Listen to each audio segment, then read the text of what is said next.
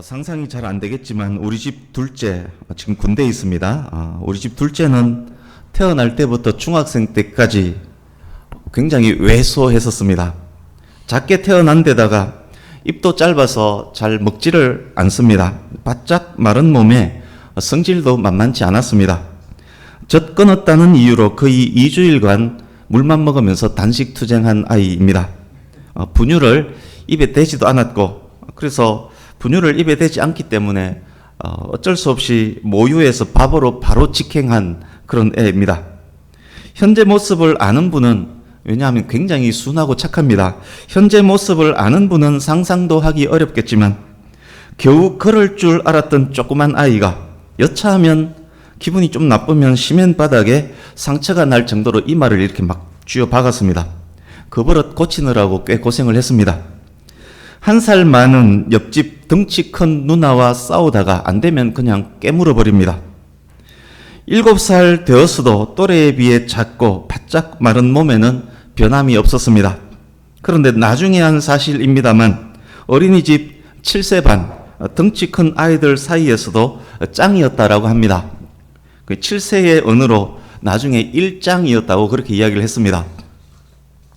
초등학교에 입학했습니다. 잠재된 성격과 운동 능력을 제가 알기 때문에 싸우지 말고 만약 싸울 것 같으면 3번은 꼭 참으라, 그렇게 가르쳤습니다. 친구들과 트러블이 있었다는 소리를 들으면 3번 참았는지를 제가 꼭 확인을 했었습니다. 그러면 항상 3번은 참았다라고 합니다. 근데 나중에 또 들어보니까 그 3번 참는 게 어떻게 참는 것인지 압니까? 한번 쳐다볼 때 한번 참고 말 한 번 할 때 한 번 참고, 요게 참는 거였다고 그렇게 이야기를 했었습니다. 특별히 제가 주의를 시켰던 것이 있습니다. 신체적 능력이 여자가 남자보다 약하기 때문에 절대로 여자는 때려서는 안 된다. 힘으로 여자를 이기려는 남자는 정말 못난 남자다. 그거를 여러 번 가르쳤습니다. 어쨌든 학교에서 친구들과 싸우지 않고 잘 지낸 듯합니다. 초등학교 4학년쯤이었던 것 같습니다. 놀이터에서 있었던 일입니다. 작고 마른 아이를 쉽게 본 동네 형이 무시하면서 괴롭혔습니다. 그 형과 싸우게 되었습니다. 현장을 목격한 사촌 동생이, 역시 군에 가 있는 현진입니다. 현장을 목격한 사촌 동생이 몇 날이 지난 후에야 그 이야기를 들려줬습니다. 싸움이 거의 영웅적이었다라고 합니다. 형이 작은 아이를 번쩍 들고 흔들었는데 매달린 상태로 발로 빵 차서 이겼다고. 그래서 형이 얻어맞고 도망하듯 집으로 갔다라고 합니다. 그런데 또 사건 한참 후에 알게 된 다른 놀라운 사실이 또 있습니다. 학교에서 얻어맞은 적이 여러 번 있었답니다. 심지어 화장실에 넘어뜨리고 발로 차기까지 했답니다. 누구에게 맞았을 것 같습니까? 여학생에게 맞았습니다. 상습적으로 괴롭히는 여학생이 있었는데 여자는 절대 때려서는 안 된다는 그 가르침에 순종해서 그냥 맞았답니다. 그 누군지 압니다. 나쁜 기집애. 어쨌든 그냥 맞은 것도 아니고 화장실에 넘어진 상태로 발길질 당했다는 이야기를 듣고 얼마나 화가 나든지요. 그래서 다시 이렇게 가르쳤습니다. 그 가르침이 바르다라고는 생각하지 않습니다. 그 친구가 계속 괴롭히면 1번, 2번, 3번까지 참은 후에 이젠 더 이상 참지 않는다. 또 괴롭히면 나도 때릴 거다. 그렇게 최종 경고를 하고 난 이후에 그래도 때리면 딱 한 대 때려주라고 그렇게 가르쳤습니다. 어쨌든 그 이후 지금까지 싸웠다는 이야기, 맞았다는 이야기를 들어본 적은 없습니다. 다른 이야기, 이제 본문과 관련된 다른 이야기, 사마리아 이야기를 하려고 합니다. 본문에 사마리아 지방이 나옵니다. 솔로몬 이후 남유다와 북이스라엘로 분단이 됩니다. 사마리아는 북이스라엘의 수도입니다. 12지파 중에 에브라임과 므낫세 반지파 사람들이 거주했던 곳이 사마리아입니다. 비옥한 농토에 도로가 잘 발달되어 있습니다. 국제 무역도 성했습니다. 이방 민족들의 왕래가 잦고 이방 민족의 영향을 많이 받았음은 당연합니다. 종교의 변질이 있었던 이유 중 하나이기도 합니다. BC 722년 당대의 패권국 아수르에 의해서 사마리아가 점령당합니다. 아수르 제국은 민족 분산 정책의 일환으로 각 나라에서 이민족들을 데려와서 남은 이스라엘 백성들과 그곳에 살게 만듭니다. 이로 인해서 혼혈이 발생합니다. 피가 섞입니다. 종교 혼합은 더욱 심해집니다. 아수르가 망하고 패권을 잡은 나라가 바벨론입니다. 바벨론은 BC 612년 사마리아를 병합시킵니다. 왜냐하면 아수르가 망하고 바벨론이 패권을 잡았기 때문에 아수르에 의해 망한 그 북이스라엘은 바벨론이 이렇게 인계받습니다. 차지합니다. BC 586년 바벨론이 남유다의 수도 예루살렘을 함락시킬 때 북이스라엘은 침공당하지 않았던 이유이기도 합니다. 시간이 더 흘렀습니다. 바벨론에 이어서 페르시아, 성경 바사 페르시아가 패권을 잡습니다. 바벨론 포로에서 돌아온 남유다인들이 스룹바벨을 중심으로 예루살렘 건축을 시작합니다. 사마리아인들도 이 건축에 동참하기를 원했지만 여러 이유들로 무산됩니다. 그래서 열받았던 사마리아 사람들, 동참할 수 없었던 사마리아인들이 줄곧 예루살렘 성전 건축을 방해합니다. 그러니까 사이가 계속 틀어지고 있습니다. 그래서 사마리아가 이제 종교적 독립을 모색합니다. 아브라함이 이삭을 바치려 했었던 모리아산이 사마리아에 있는 그리심산이 모리아산이라고 주장을 합니다. 그리심산에다 독자적으로 성전을 건축합니다. 모세 오경만을 성경으로 인정합니다. 혼혈로 순수 혈통을 잃어버렸고 종교적으로는 혼합이 되었고 예루살렘 성전도 인정하지 않고 모세 외에 다른 선지자들도 인정하지 않습니다. 악한 감정이 쌓이고 쌓였습니다. 유대인 입장에서 사마리아는 환향녀, 우리나라 역사 환향녀 아시지 않습니까? 피가 섞여서 환향녀라는 큰 욕을 들었던 그런 역사가 있습니다. 유대인 입장에서 사마리아는 환향녀에다가 이단이고 사이비입니다. 개처럼 취급하면서 상종하지 못할 자로 여깁니다. 급기야 BC 128년 유다의 통치자 하스몬 왕조의 유다의 통치자 요한 히르카누스는 그리심산에 있는 그 성전을 파괴해버립니다. 사마리아 입장에서도 유대인들은 파괴자, 상종 못할 자들입니다. BC 1세기경 이런 상호 감정이 완전히 고착됩니다. 예수님께서 이 땅에 오셨을 그 당시 사마리아와 유대의 감정은 최악의 상태입니다. 예루살렘 성전을 공유할 수 없었던 사마리아인들에게 종교적 피해의식이 특히 깊습니다. 예루살렘 종교 행사에 참여하기 위해서 자기들 지역을 통과하는 갈릴리 유대인들을 극도로 싫어합니다. 유대 역사가 요세푸스는 사마리아를 통과해서 절기를 지키기 위해서 예루살렘 성전으로 가던 유대인들을 사마리아 사람들이 잔인하게 살해한 경우가 종종 있었다라고 그렇게 기록을 합니다. 오늘 본문에 여러 번 오버랩되는 인물, 그 인물도 미리 체크를 하려고 합니다. 누구냐 하면 엘리야입니다. 엘리야에 대해서 미리 확인을 하겠습니다. 누가복음 오늘 본문은 표시해 두시고 열왕기하 1장으로 가보겠습니다. 구약성경 560페이지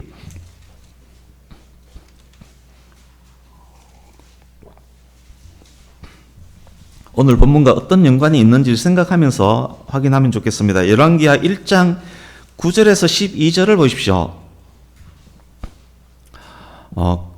북이스라엘의 우상 숭배자 아하시야 왕이 하나님의 사람 엘리야를 체포하기 위해서 50부장과 50명의 군인들을 보냅니다. 50명이 갔지만 체포는커녕 엘리야가 말하자 하늘에서 불, 아마 번개일 것입니다. 하늘에서 불이 내려서 군인들을 태워버립니다. 왕이 다시 50명의 군인들과 50부장을 보냈지만 동일하게 또 죽임을 당합니다. 2장 11절 보십시오. 열왕기하 2장 11절. 사역을 마친 엘리야가 죽음을 겪지 않고 하늘로 올라갑니다. 엘리야와 하늘이 이렇게 관계가 있습니다. 이제 말라기 3장으로 갑니다. 구약 맨 마지막 구약성경 1329페이지 말라기 3장 1절 보십시오. 몇 주 전 본문이기도 합니다. 말라기 3장 1절 언약의 사자 예수 그리스도께서 임하실 것인데 그 언약의 사자가 오실 길을 예비케 하기 위하여 하나님의 사자를 보내실 것이라고 예언을 하고 있습니다. 이 말씀은 이사야서 40장 3절 말씀과도 밀접합니다. 이제 누가복음으로 가서 7장 26절에서 28절 보십시오.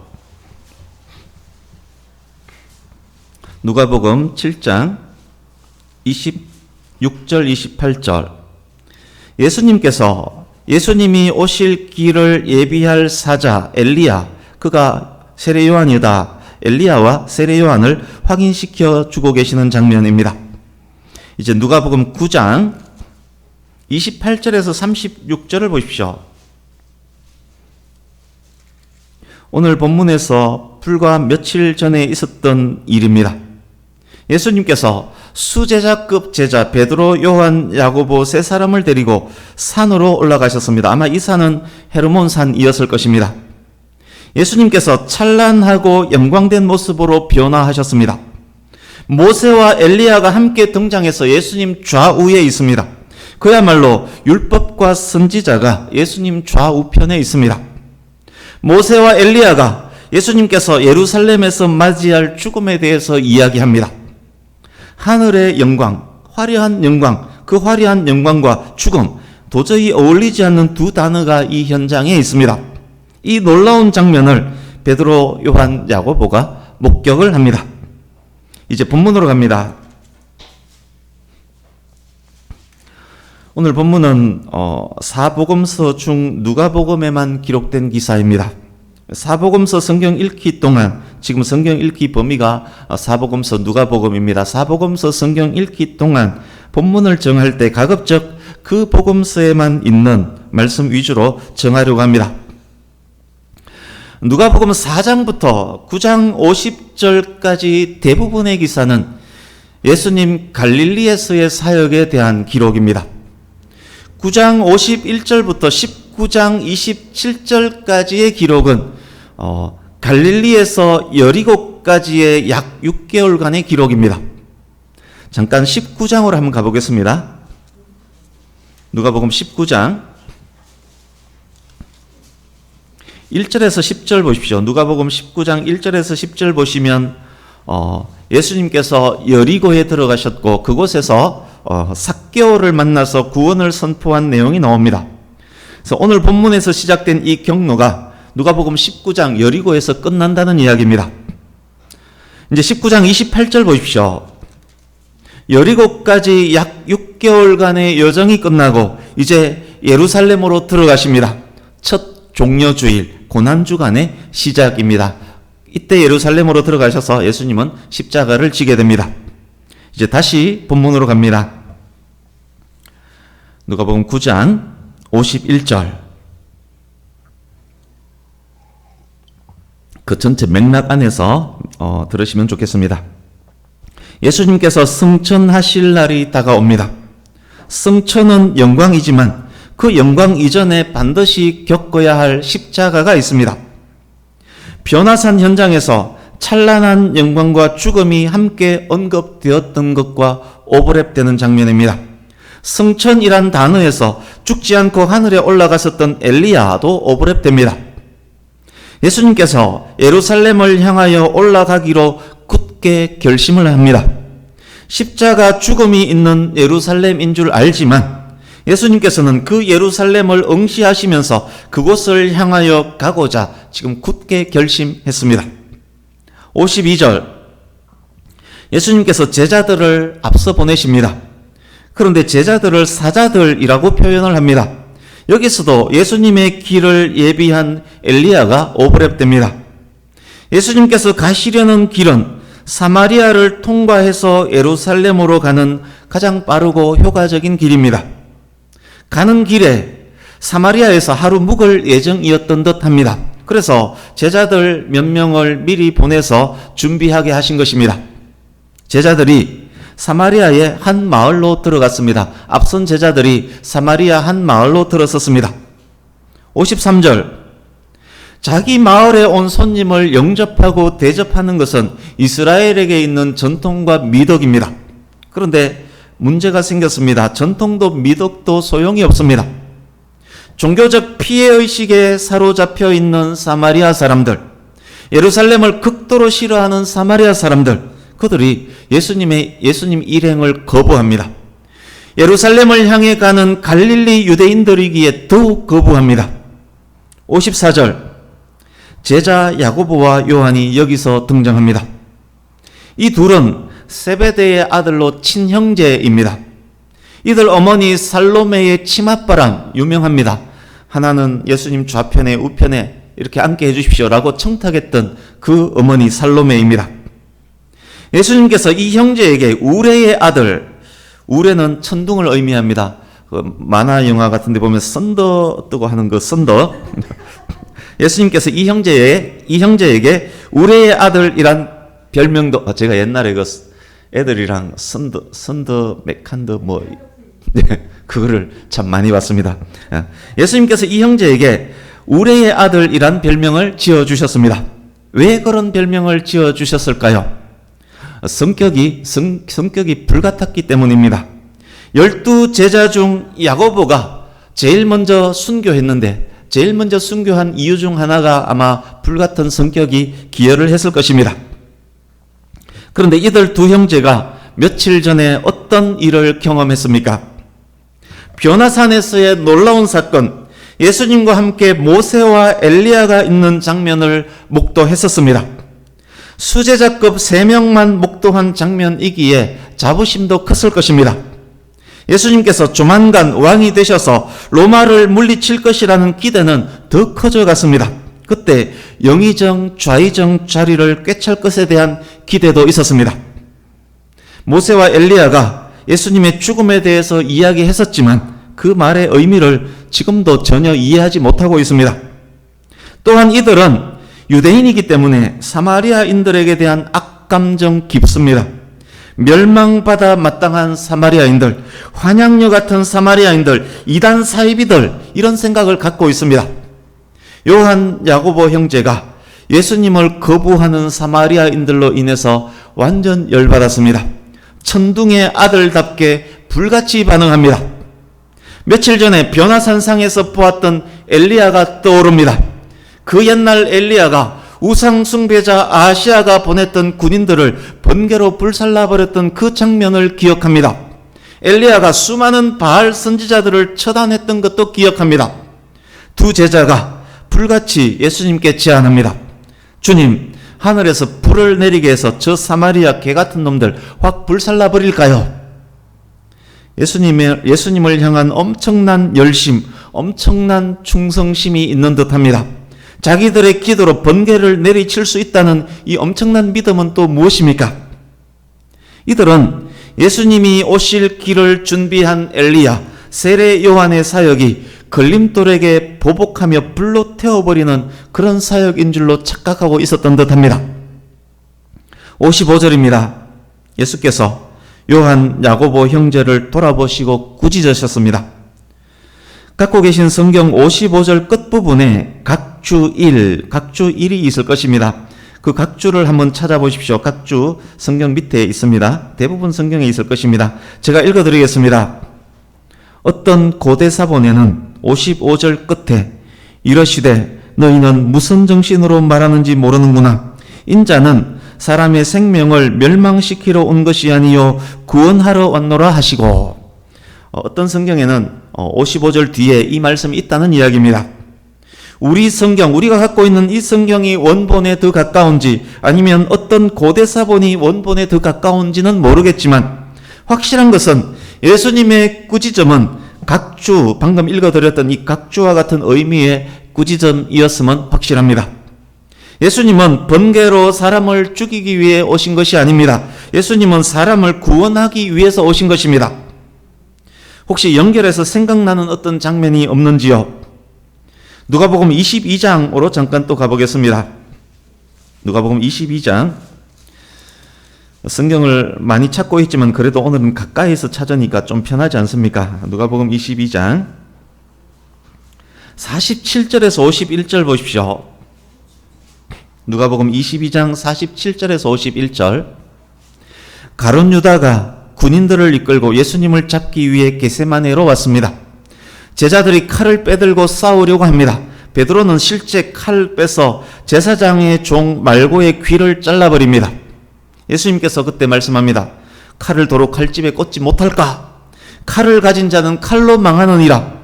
내가 아버지께 구하여 하늘에 12군단 더 되는 천사를 보내시게 못할 줄 아느냐? 그렇습니다. 예수님이 오신 이유는 칼로 사람들을 멸망시키기 위함이 아닙니다. 보복하기 위함이 아닙니다. 구원하기 위함입니다. 이제 누가복음 10장으로 다시 갑니다. 본문 바로 뒤에 12절 14절 보십시오. 누가복음 10장 12절 14절.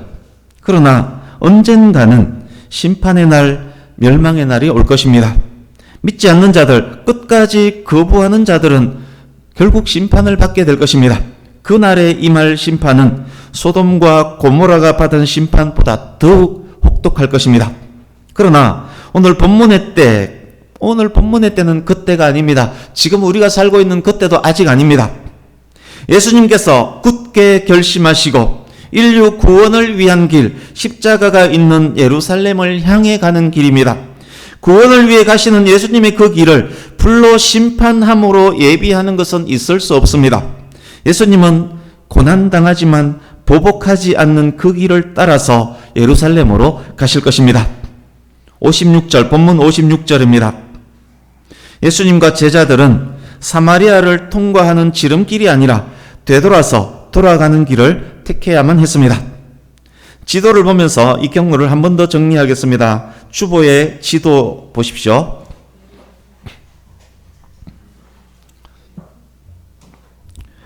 본문 이전 예수님께서는 지도상 3번 갈릴리 지역에서 사역을 하셨습니다. 갈릴리 호수 북쪽 가버나움에 있는 베드로의 집이 사역의 본부였습니다.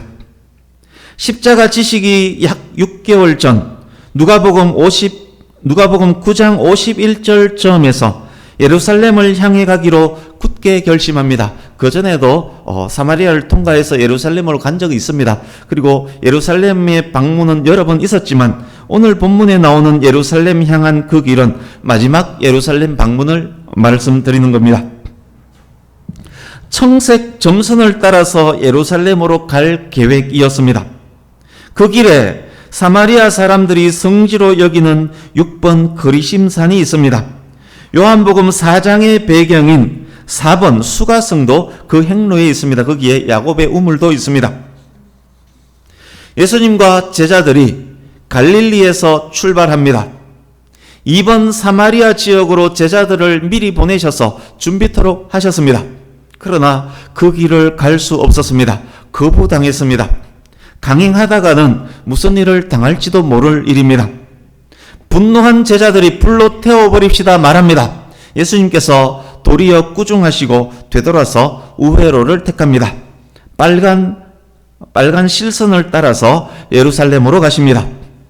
예루살렘으로 올라가기 바로 직전 삭개오의 동네 여리고에 들르셨습니다. 여리고 저기 1번 못 미쳐서 오른쪽 여리고 보이시죠? 그 여리고에서 삭개오를 만나고 거기서 6개월간 사역을 끝내고 여리고 사역을 마치고 종료주일에 이제 예루살렘으로 향해 올라가시는 그런 코스입니다. 이제 몇 가지 정리하면서 말씀을 마무리하겠습니다. 오늘 본문 속에 눈에는 보이지 않지만 엄청난 장벽이 하나 있음을 우리가 확인을 했습니다. 유대인과 사마리아 인간에 있는 장벽입니다. 요한 야고보에게도 그 장벽이 그대로 있습니다. 예수님 사역의 의미를 바로 깨닫지 못했고 인간적 생각, 민족적 편견, 우월의식으로 인한 장벽입니다. 예수님을 향한 자기 자신들의 충정, 거기에다가 공명심, 거기에다가 분노까지 더해졌습니다. 장벽은 더욱 공고해졌습니다. 거부한 사마리아 사람들을 불태워버리자라고 말했습니다. 그것이 예수님의 길을 준비하는 엘리야의 일이라고 생각했습니다. 잘못된 신념, 잘못된 열심이 얼마나 위험한지요. 하나님의 뜻과 다른 열심이 얼마나 위험한지요. 예수님을 만나기 전에 바울을 기억하십니까? 그리스도인들을 잡아 가두기 위해서 열정적으로 일했습니다. 스스로는 그것이 하나님을 위한 일이라고 생각을 했습니다. 그러나 그것은 자기만의 열심이었습니다. 바울을 만난 예수님께서는 네가 왜 나를 박해하느냐라고 했습니다. 그의 열심은 예수님을 박해하는 일이었습니다. 그렇다면 사마리아를 향한 예수님의 마음은 어떠했을까요? 예수님도 유대인이기 때문에 동일하게 사마리아를 향해서 그렇게 정오를 품고 계셨을까요? 아닙니다. 오히려 제자들을 꾸짖으시며 말없이 뒤돌아 다른 길을 택해 가셨습니다. 거부하는 사마리아 사람들을 아마 불쌍히 여기셨을 것입니다. 누가복음 10장 25절에서 37절을 보십시오. 10장 25절에서 37절. 참 이웃에 대한 사례를 사마리아 사람으로 들고 있습니다. 예수님께서. 사마리아를 향한 예수님의 애정이라고도 할 수 있습니다. 이제 17장, 누가복음 17장 11절에서 19절도 보십시오. 17장 11절에서 19절. 나병 환자 10명이 치유받았지만 사마리아 사람 1명 외에는 아무도 감사하지 않았습니다. 예수님께서 말씀합니다. 이 사마리아 사람 외에는 아무도 하나님께 영광 돌리러 온 자가 없구나. 예수님께서 사마리아를 향한 애정을 갖고 있음이 보이지 않습니까? 사마리아 수가성에 죄 많은 한 여인을 구원하신 일도 우리는 잘 알고 있습니다. 예수님께서 성천하실 때 예루살렘과 온 유대와 사마리아와 땅끝까지 이르러 내 정인이 되리라 라고 명령도 하셨습니다. 사마리아 복음 전할 그 지역 중에 사마리아를 딱 집어서 말씀하셨습니다. 그 명령대로 사마리아 땅에 그리스도의 복음이 전해집니다. 사도행전 8장에 가면 사마리아의 복음을 전하는 빌립 집사가 등장합니다. 사마리아에도 복음이 전해졌다는 소식을 들은 베드로와 요한이 사마리아에도 성령이 임하기를 기도합니다. 그래서 그 복음은 예루살렘과 온 유대와 사마리아를 거쳐서 땅끝을 향해서 지금도 그 복음이 가고 있는 중입니다. 장벽을 허물고 복음은 가고 있는 것입니다. 예수님의 마음을 아는지 모르는지, 그렇지만 본문 안에서는 큰 장벽이 여전히 그대로 있었습니다. 다시 본문으로 오시면 됩니다. 그런데 여러분, 이 장벽으로 말미암아 피해를 본 사람이 누구입니까? 모두가 피해자입니다. 사마리아 사람들은 구원의 주님을 거부했습니다. 예수님께서 만약 사마리아를 통과하셨다면 얼마나 많은 사마리아인들이 구원을 받았겠습니까? 얼마나 많은 병자들이 치료를 받았겠습니까? 그러나 그들은 자기에게 임한 최고의 복을 거부하고 걷어찼습니다. 최대의 피해자입니다. 제자들도 피해를 받습니다. 제자들의 수고가 헛수고가 되었습니다. 예수님께서 꾸중까지 들었습니다. 예수님도 피해를 받습니다. 더 빨리 예루살렘에 갈 수 있었는데 먼 길을 돌아가야만 했습니다. 도시를 벗어나 변두리 길로 가야만 했습니다. 전할 복음이 제한을 받았습니다. 그렇습니다. 사람 사이에 있는 장벽과 감정은 모두에게 피해를 줍니다. 제가 만약 우리 집 둘째에게 이렇게 가르쳤다고 한번 생각해 보십시오. 아들아, 참지 마라. 아들아, 맞고 다니면 그거 남자가 아니야. 남자 여자 상관없다. 한 대 맞으면 10대로 보복해버리라. 그랬다면 지금 아들이 군대 가 있겠습니까? 감옥에 있지 않겠습니까? 제가 이 동네에서 살 수 있겠습니까? 그로 인한 엄청난 아픔을 모든 가족이 지금도 겪고 있지 않겠습니까? 목회는 할 수 있었겠습니까? 복음이 얼마나 더 제한을 받았겠습니까? 역시 만약 그랬다면 수많은 사람들에게 피해와 고통을 주었을 것입니다.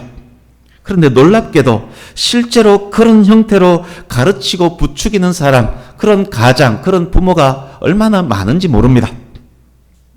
사랑하는 성도님 여러분, 혹시 지금 여러분을 분노케 하는 어떤 사람이 있습니까? 내가 반드시 언젠가는 저놈을 손봐줄 것이다. 그렇게 벼르고 있는 사람이 있습니까?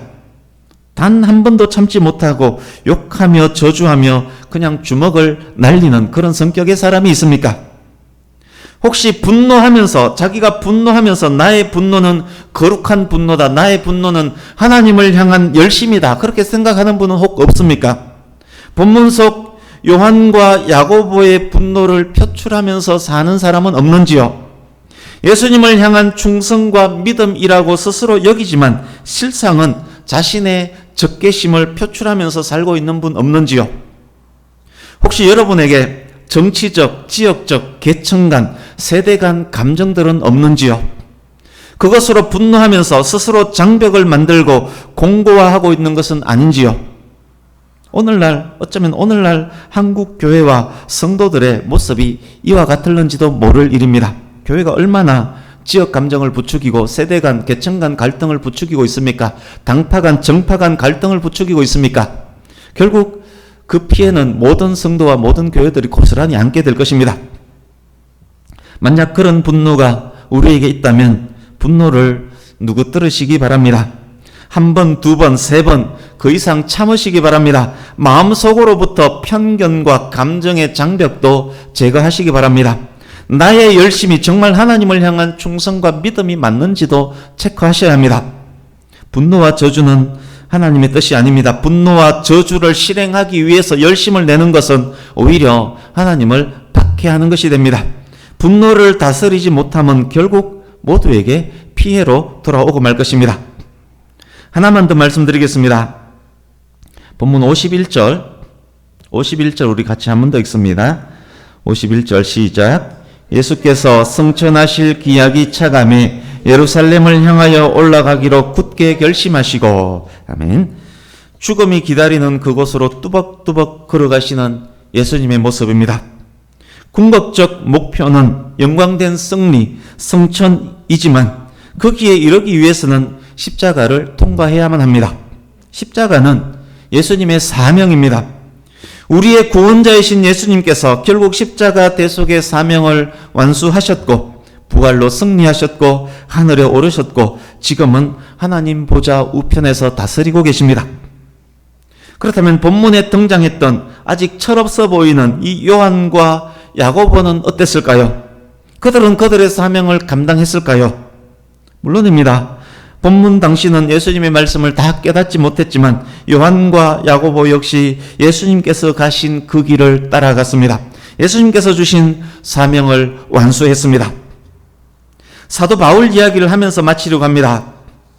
바울도 처음에는 잘못된 열심으로 오늘 본문 속 요한, 야고보처럼 예수님의 마음을 아프게 했습니다. 그러나 결국 그도 요한, 야고보처럼 예수님의 길을 따랐습니다. 우리 말씀 한 곳 읽으려고 합니다. 사도행전 20장으로 갑니다. 사도행전 20장 22절에서 24절을 같이 읽습니다. 오늘 본문 51절과 그대로 연결되는 말씀입니다. 사도행전 20장 22절에서 24절, 사도행전 20장 22절에서 24절 같이 읽습니다. 시작. 보라, 이제 나는 성령에 매여 예루살렘으로 가는데 거기서 무슨 일을 당할는지 알지 못하노라. 오직 성령이 각 성에서 내게 증언하여 결박과 환난이 나를 기다린다 하시나 내가 달려갈 길과 주 예수께 받은 사명 곧 하나님의 은혜의 복음을 증언하는 일을 마치려 하면은 나의 생명조차 조금도 귀한 것으로 여기지 아니하노라. 아멘. 우리 24절을 한 번 더 읽어보겠습니다. 24절 시작. 내가 달려갈 길과 주 예수께 받은 사명 곧 하나님의 은혜의 복음을 증언하는 일을 마치려 하면은 나의 생명조차 조금도 귀한 것으로 여기지 아니하노라. 아멘. 말씀드렸듯이 51절 본문 말씀이 그대로 반영된 사도 바울의 고백입니다. 사랑하는 성도님 여러분, 바울의 이 고백이 또한 저와 여러분의 진실한 고백이기를 간절히 바랍니다. 우리의 궁극적 종착지는 천국입니다. 그러나 그 영광된 곳에 이르기까지 우리 모두 각자에게 주어진 사명, 완수해야만 하는 사명이 있습니다. 우리가 져야만 하는 십자가가 있습니다. 그 사명 감당함에 힘든 일, 어려운 일, 고난, 고통이 있을 수 있습니다. 힘들고 어렵다고 사명을 내팽개쳤어야 되겠습니까? 예수님은, 제자들은, 바울은 생명조차 조금도 귀한 것으로 여기지 않았는데 수많은 그리스도인들이 그 길을 걸었었고 지금도 그 길을 걷고 있는데 조금 힘들다고, 조금 아프다고, 조금 바쁘다고 사명을 잊은 듯 했어야 되겠습니까? 가장 큰 의무요 사명인 예배자의 삶을 등한히 했어야 되겠습니까? 복음 전하는 사명을 모른 척하고 있었어야 되겠습니까? 말씀을 마칩니다. 예수님께서 가신 그 길, 예수님을 따르는 제자의 길, 그 길을 가겠노라고 다시금 다짐하는 이 시간 되기를 간절히 바랍니다. 그 길 끝에 있는 영광스럽고 찬란한 천국을 바라보면서 예수님처럼 굳게 결심하는 이 시간 되기를 간절히 바랍니다. 또한 그 결심대로 살아가기를 몸부림하는 우리의 일생이 될 수 있기를 예수님 이름으로 축복합니다. 아멘. 기도하겠습니다.